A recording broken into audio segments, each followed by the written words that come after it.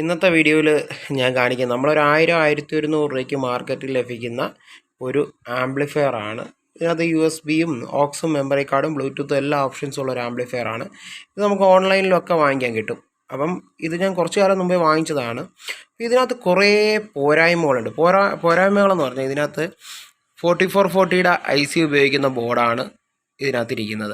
പക്ഷേ ഇത് LA4440 അല്ല, ഇത് CD4440 ആണ്. പിന്നെ ഇതിന് വെറും ഒരു കനം കുറഞ്ഞ ആ പുറകിൽ കാണുന്ന ആ ഒരു അലൂമിനിയം ബ്രാക്കറ്റ് മാത്രമേ ഉള്ളായിരുന്നു ഹീറ്റ് സിങ്ക് ആയിട്ട്. ഇതിനകത്ത് അഡീഷണൽ ഞാൻ ഈ ഹീറ്റ് സിങ്ക് ആഡ് ചെയ്തതാണ്, ഇല്ലെങ്കിൽ ഈ IC ലാസ്റ്റ് ചെയ്യത്തില്ല. അതുപോലെ തന്നെ ഇതിനകത്ത് ഈ മോഡ്യൂളിൽ നിന്ന് ഒരു പുഷ് ബട്ടൺ സ്വിച്ച് ഫ്രണ്ടിലുണ്ട്. നമുക്ക് ഇത് ഓക്സ് മോഡും ഈ മോഡ്യൂളുമായിട്ട് ചേഞ്ച് ചെയ്യാൻ വേണ്ടിയുള്ള. അതിനകത്ത് ശരിക്കും പറഞ്ഞാൽ അതിനകത്ത് ഒരൊറ്റ ചാനൽ കണക്ഷൻ മാത്രമാണ് എടുത്ത് ബാക്കിലെ RCA സോക്കറ്റ് എല്ലാം കൂടെ ഷോർട്ട് ചെയ്ത് ഒറ്റ ചാനലിൽ കൊടുത്തിട്ടുള്ളായിരുന്നു. അതെല്ലാം ഡിസ്കണക്ട് ചെയ്തു.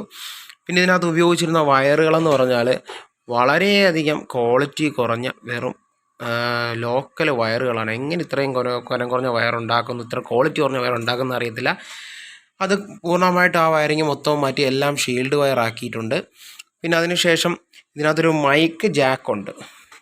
ഈ മൈക്ക് ജാക്കിൻ്റെ കാര്യം പറഞ്ഞാൽ വലിയ തമാശയാണ്. ഇതിനകത്ത് ഒരു മൈക്ക് പ്രീ ആംപ്ലിഫയർ ഇല്ല. ഈ മൈക്ക് ജാക്ക് ഡയറക്റ്റ് എടുത്ത് ആ ഓഡിയോ ഇൻപുട്ടിലും കൊടുത്തിരിക്കുകയാണ്. ഇത് വർക്ക് ചെയ്യത്തില്ല. അങ്ങനെ ഒരുപാട് പ്രശ്നങ്ങൾ. അതുമാത്രമല്ല, ഇതിനകത്ത് സ്പീക്കർ സോക്കറ്റ് 4 സ്പീക്കർ കണക്ട് ചെയ്യാനുള്ള സോക്കറ്റ് വെച്ചിട്ടുണ്ട്. എന്നിട്ട് 2 ചാനലെടുത്ത് അത് 4ആയിട്ട് പാരൽ ചെയ്താൽ കൊടുത്തിരിക്കുക. ഈ ഒരു 4440 CD4440 ഒന്നാമതേ നല്ല ഹീറ്റുള്ള IC ആണ്. അതിനകത്ത് ഈ ഇത്രയും ചെറിയൊരു ഹീറ്റ് സിങ്കും വെച്ച് ഈ 4 സ്പീക്കറൂടെ കണക്ട് ചെയ്യുമ്പോൾ പിന്നെ ICയുടെ കാര്യത്തിൽ പെട്ടെന്ന് തന്നെ തീരുമാനമാവും. അതേ കണക്ക് തന്നെ ഈ 5 വോൾട്ട് റെഗുലേറ്റർ ICക്ക് ഹീറ്റ് സിങ്ക് ഇല്ലായിരുന്നു. അത് ഞാൻ രണ്ടാമത് ആഡ് ചെയ്തതാണ്. അപ്പോൾ ഇങ്ങനൊരു ആംപ്ലിഫയർ വാങ്ങുന്നവർ ഇത് ലാസ്റ്റ് ചെയ്യണമെങ്കിൽ ഇതൊന്ന് അഴിച്ച് ഇതിനകത്ത് ഈ പറഞ്ഞ പോലെ ആ ICക്ക് നല്ലൊരു ഹീറ്റ് സിങ്കും കൊടുത്ത് ഈ കഴിവതും ഇതിൽ 4 ohmsൻ്റെ 2 സ്പീക്കർ തന്നെ കൊടുക്കാൻ ശ്രമിക്കുക.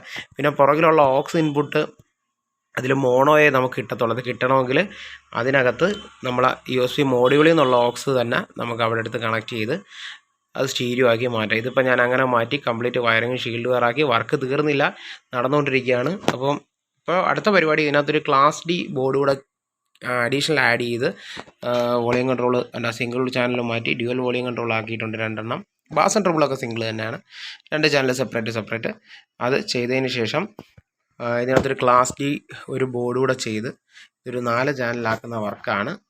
അത് ഫിനിഷ് ചെയ്തതിന് ശേഷം അതിൻ്റെ ബാക്കി വീഡിയോ അപ്ലോഡ് ചെയ്യാം. അപ്പോൾ ഇന്നത്തേക്ക് ഇത്രയേ ഉള്ളൂ. അപ്പോൾ ഇതുപോലൊരു ആംപ്ലിഫയർ വാങ്ങുന്നവർ ഈ കാര്യങ്ങളൊന്ന് ശ്രദ്ധിക്കുക.